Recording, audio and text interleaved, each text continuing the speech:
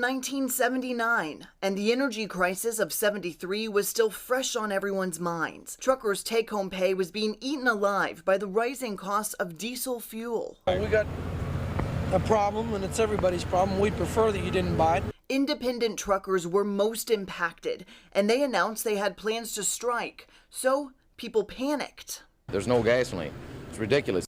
And headed toward the pumps. It's been a little difficult, so waited in line about 45 minutes last night and got to the pump and they ran out. And I had to come to Janetown. My husband said not to come home without gas. Truckers who worked for the big-name companies weren't facing the same fuel challenges, but some started striking in solidarity. Others joined in out of fear of what could happen if they were caught in their trucks. Are you fearful that you might get hurt out there on the road, somebody take a shot at you? That's right. I don't figure that a load of gas is worth my life or anybody else's life. Once the shutdown was officially underway, chaos quickly followed. Big rigs blocking interstates in southern Indiana and entrances to Louisville's fuel parks. The strikers simply park their rigs on Southwestern Parkway near the Ashland entrance and ask other drivers not to enter the plant to pick up loads. You go in if you want, but I don't think we better. After police were called, WHAS 11 cameras caught one trucker running from the scene, narrowly escaping.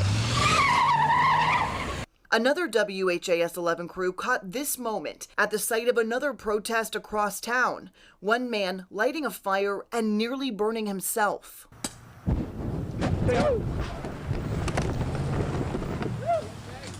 And then serious trouble at a truck stop in Clarksville, where truckers used their semis to block the diesel fuel pumps. An angry driver vandalizing a semi, and then a gunshot. A truck stop manager saw it all.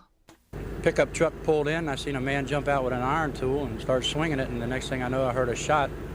So we called the police. No one was hit. We haven't been able to find a weapon at this time, but we had some witnesses to it. Meanwhile, the situation at the pumps was only getting worse. If you've been wondering why all of a sudden your neighborhood gas pump has suddenly run dry, it's because more than half of the gasoline normally delivered in the Louisville area, some 700,000 gallons, isn't being delivered. It's still in storage depots.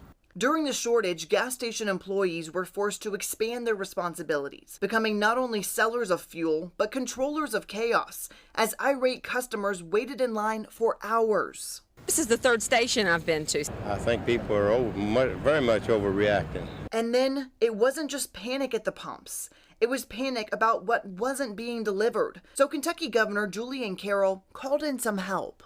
I have authorized the Kentucky State Police to provide escorts for fuel vehicles. The protection was offered for truckers still driving during the shortage, but critics at the time said it made them into targets instead. After weeks of closed gas stations, long lines, and sporadic incidents of violence, the governor's decision to call in the National Guard would be what finally put it all to an end. Trucks that had not been coming into the Triangle Refinery suddenly were here.